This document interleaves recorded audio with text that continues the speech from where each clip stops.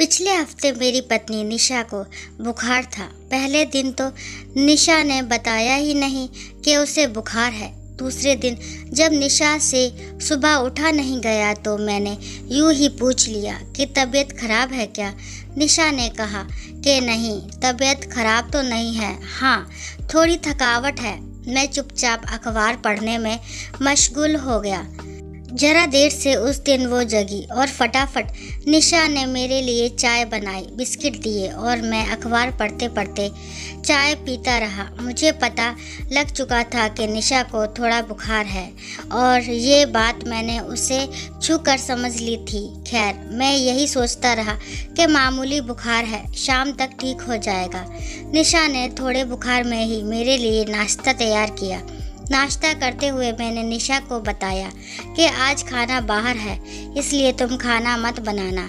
निशा ने धीरे से कहा कि अरे ऐसी कोई बात नहीं, खाना तो बना दूंगी।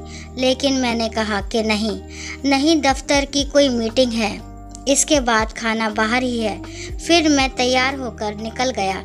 मैं पुरुष हूँ, पुरुष मजबूत दिल के होते हैं। ऐसी मामूली बीमारी से पुरुष विचलित नहीं होते।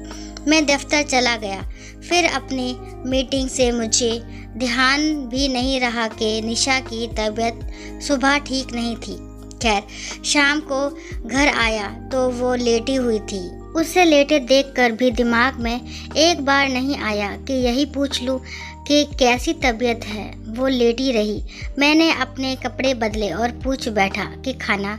निशा ने मेरी ओर देखा और लेटे लेटे उसने कहा कि अभी उठती हूँ, बस अब ठीक हूँ। जैसे ही निशा ने कहा कि मैं ठीक हूँ, मुझे ध्यान आ गया कि अरे सुबह तो उसे बुखार था। खैर, अपनी शर्मिंदगी छुपाते हुए मैंने कहा कि कोई बात नहीं, तुम लेटी रहो। मैं रसोई में गया। मैंने अंदाज़ा लगाया कि उसने दोपहर में खाना नहीं खाया, क्योंकि खाना तो बना ही नहीं। मैंने फ्रिज से कुछ निकाला, उसके लिए ब्रेड जैम लिया और अपने पति धर्म को निभाते हुए, खुद पर गर्व करते हुए उसके आगे खाने की प्लेट कर दी। निशा ने ब्रेड का एक टुकड़ा उठाया, मुझे आंखों से धन्यवाद कहा और मन से कहा कि पति हो तो ऐसा हो, इतनी केयर करने वाला।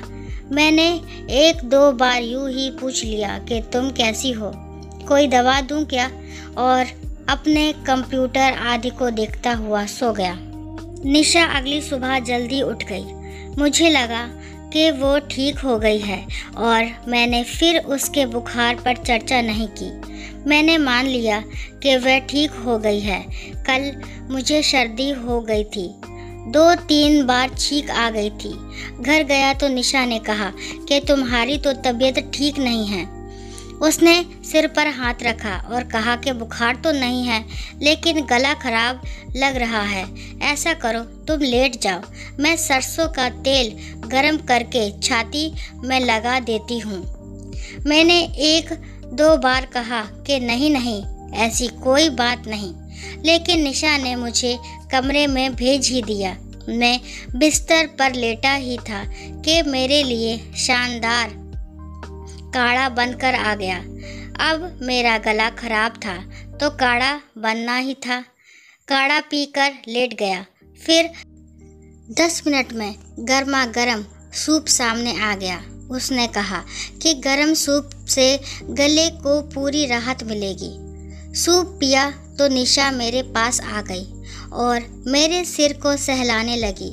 कहने लगी कि इतनी तबीयत खराब है, इतना काम क्यों करते हो। बचपन में जब कभी मुझे बुखार होता था, माँ सारी रात मेरे सिरहाने बैठी रहती। मैं सोता था, वो जागती थी। आज मैं लेटा हुआ था, मेरी पत्नी मेरा सिर सहला रही थी। मैं धीरे धीरे सो गया। जागा तो वो गले पर विक्स लगा रही थी। मेरी आँख खुली तो उसने पूछा, कुछ आराम मिल रहा है? मैंने हाँ में सिर हिला दिया। तो उसने पूछा कि खाना खाओगे? मुझे भूख लगी थी। मैंने कहा हाँ। उसने फटाफट रोटी, सब्जी, दाल, चटनी, सलाद मेरे सामने परोस दिए और आधा लेटे लेटे मेरे मुंह में कौर डालती रही। मैंने चुपचाप खाना खाया और लेट गया। निशा ने मुझे अपने हाथों से खिलाकर खुद को खुश महसूस किया और रसोई में चली गई। मैं चुपचाप लेटा रहा, सोचता रहा कि पुरुष भी कैसे होते हैं। कुछ दिन पहले मेरी पत्नी बीमार थी। मैंने कुछ नहीं किया था और तो और एक फ़ोन करके उसका हाल भी नहीं पूछा।